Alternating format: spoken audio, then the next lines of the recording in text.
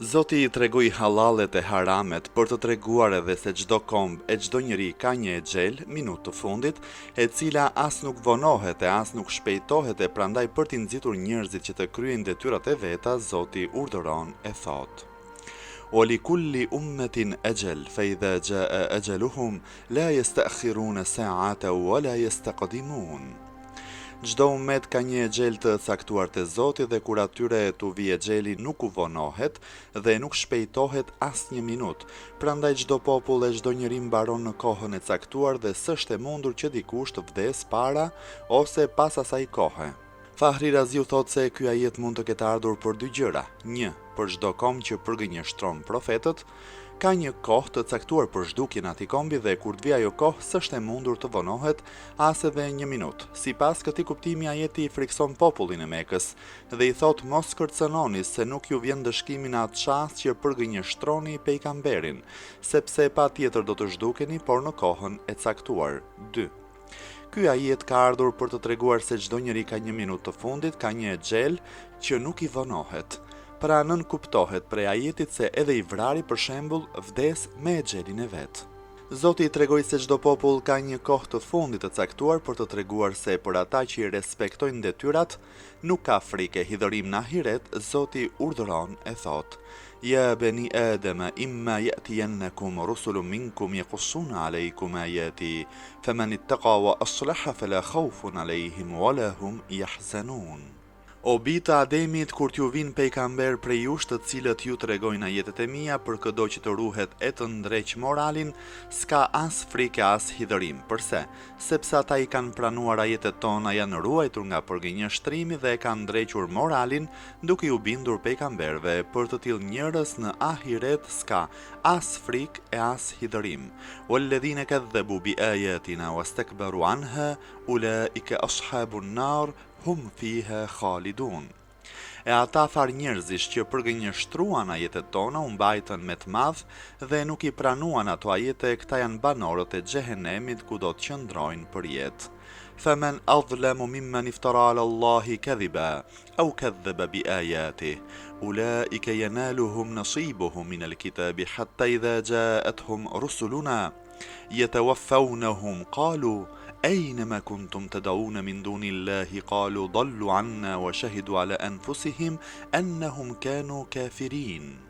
Dhe kush është më keqbërës se ai njeri që bën shpifje për Zotin ose përgënjeshtron ajetet e tij. Ata arrin pjesën e tyre që është shkruar e vendosur për ta. Dhe ata më në fund kur t'u vinë të dërguarit tan për t'u marrë shpirtin do të thonë: "Ku janë ato që ju I adhuronit përveç Zotit?" Ata do thonë: "Të adhuruarit tan na kanë humbur nga syt dhe nuk po I shohim në këtë farkohe."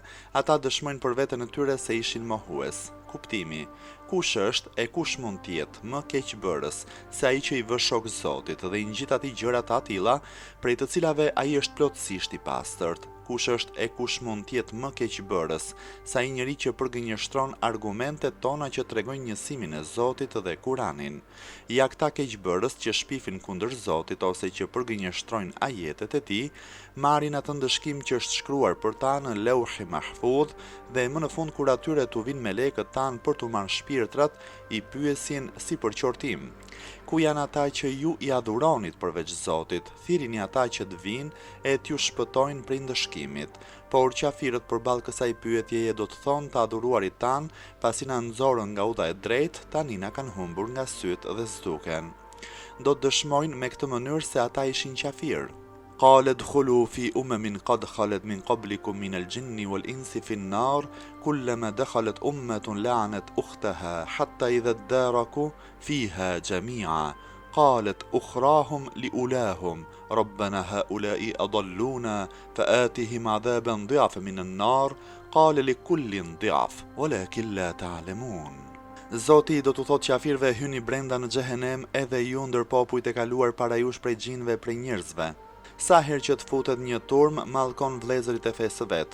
Më në fund kur aty të bashkohen të gjithë të pasmit do të thonë për të parët: O Zoti ynë, këta na nxorën neve prej udhës së drejtë, prandaj atyre jepja të dy fishuar ndëshkimin në zjarr.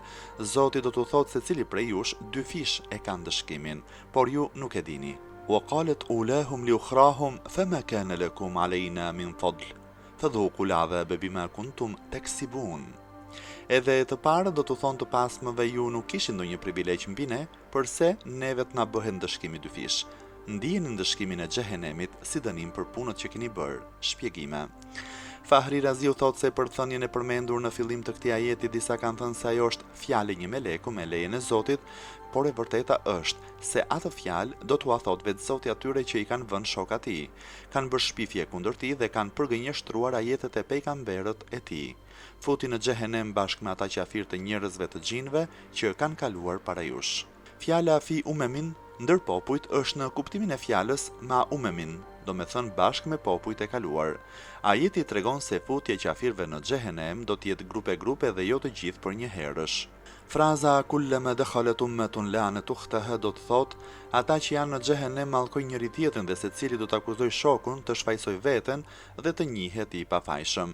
Pra çdo grup mallkon bashkëfetarët e vet. Bie fjala, idhujtarët mallkojnë idhujtarët e tjerë dhe të tjerët po ashtu mallkojnë vëllezërit e fesë së tyre derisa të mblidhen të tërë.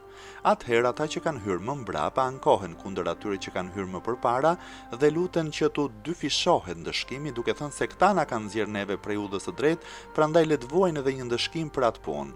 Por Zoti do t'u përgjigjet për t'u hedhur poshtë atyre lutjen, secili prej jush e ka ndëshkimin dyfish, një ndëshkim se ka bërë kufër dhe një ndëshkim se ka imituar parin dhe nuk ka ndjekur profetët. Grupin e pasëm është për ata që hynë më pas në xhehenem dhe atëherë grupi i parë është për ata që kanë hyrë aty herën e parë ose të parët është për parin që kishte kombi në dynja dhe të pasmit është për vegjëlin që ndiqnin parin.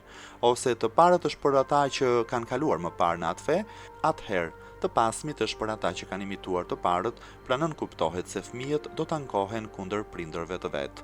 Ky ajet është shprehur për të friksuar qafirët dhe për të ndaluar fajtorët nga gjunahet, sepse ata farnjerëzish kur të shohin dëshkimin ahiret, do t'ja hedhin fajin shoku-shokut dhe do të mallkojnë njëri tjetrin, siç ndodh shpesh edhe këtu në dynja që kur në një punë nuk përfundohet me të mira, atëherë vepruesit mundohen të shfaqsojnë veten dhe t'ja hedhin fajin kujt të munden dhe kështu hapen dyert e sharjes e të grindjes.